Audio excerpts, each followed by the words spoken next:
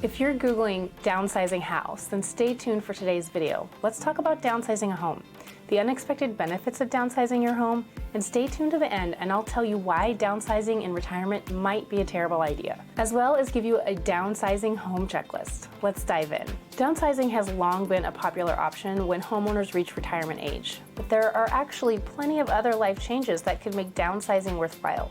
Homeowners who have experienced a change in their lives or no longer feel like their house fits their needs may benefit from downsizing too.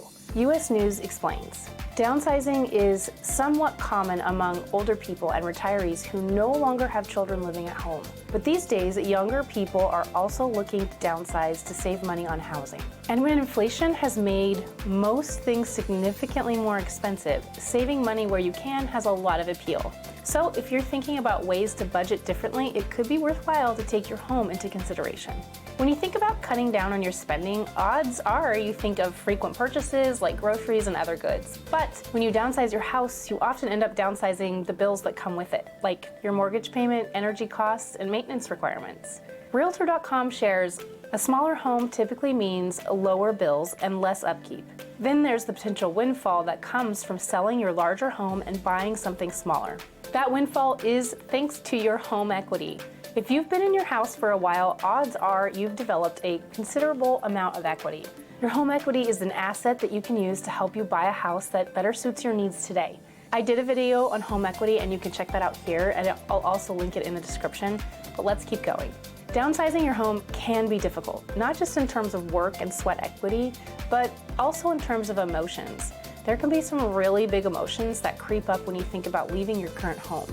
Some common thoughts around these emotions are that you're sad to leave your memories behind, guilt from your family, you're afraid of change, or embarrassed that you can't or don't want to keep up with the Joneses.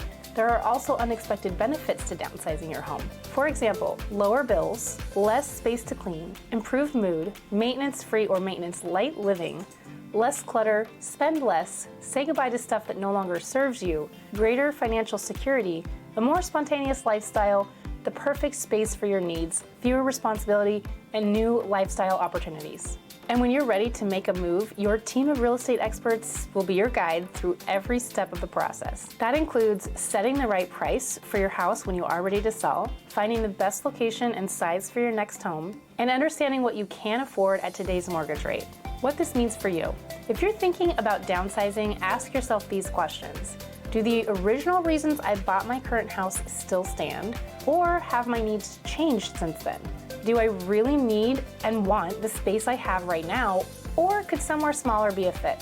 What are my housing expenses right now, and how much do I want to try to save by downsizing?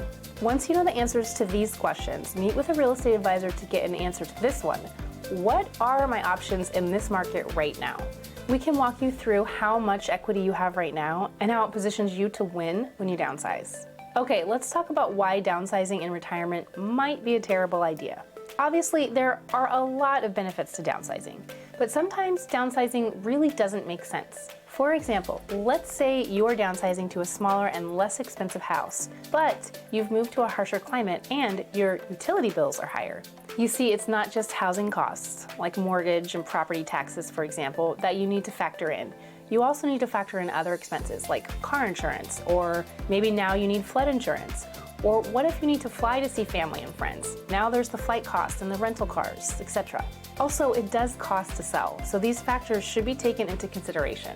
HuffPost.com says, Smart About Money, a program of the nonprofit National Endowment for Financial Education, says if downsizing doesn't reduce your home expenses by at least 25%, it isn't worth the bother. Something else to think about. Let's say that you've already paid off your mortgage. If you're just looking for more cash income, maybe you could rent out a room or build an ADU, accessory dwelling unit, on the property to bring in rental income. One of the biggest mistakes you can make is to assume downsizing is the answer and not really think about some of these questions and have a plan. If you need access to equity, selling is a good idea, but just make sure that you've budgeted and planned it all out.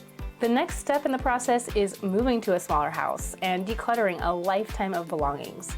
Okay, so let's go over the downsizing home checklist. Now, the first step is to ask yourself those 3 questions we talked about earlier. If the answer to those questions are that yes, it makes sense to downsize, then we move forward. Next is to think about where you want to live.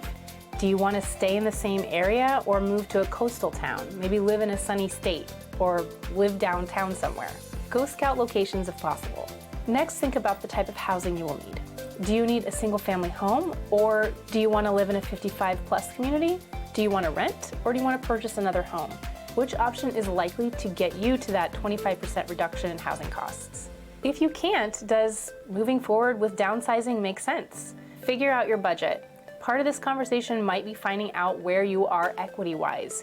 Reach out to your real estate broker to do an analysis on your home to get your professional equity assessment report, sometimes called a CMA. Make sure you're getting a net sheet as part of this conversation so that you know how much it costs to sell and how much you would potentially be walking away with once it's all said and done. Once you know you're moving forward and you know where you want to go, it's time to start to declutter. Start getting rid of items that you don't really need or can't take with you. You can donate, give to family or friends, sell items like have a garage sale, recycle, or just throw items away.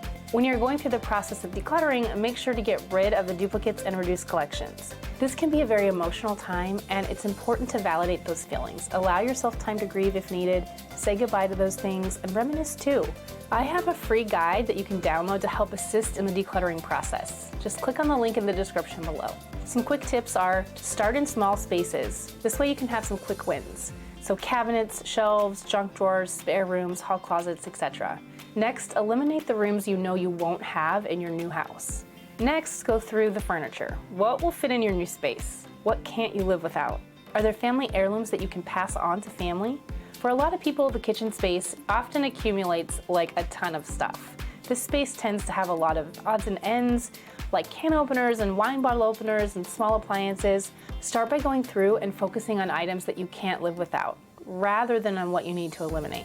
Next, move on to living rooms, family rooms, bedrooms, etc. Then, talk with your real estate broker to see what options you have to sell your home. Choosing to downsize isn't always the answer, and when it is, it's not a quick and easy decision or process. It requires you to plan, prep, and do a lot of decluttering. But when it is the answer, it's definitely worth it. I hope this helps. Thank you so much for watching. I'll see you next time.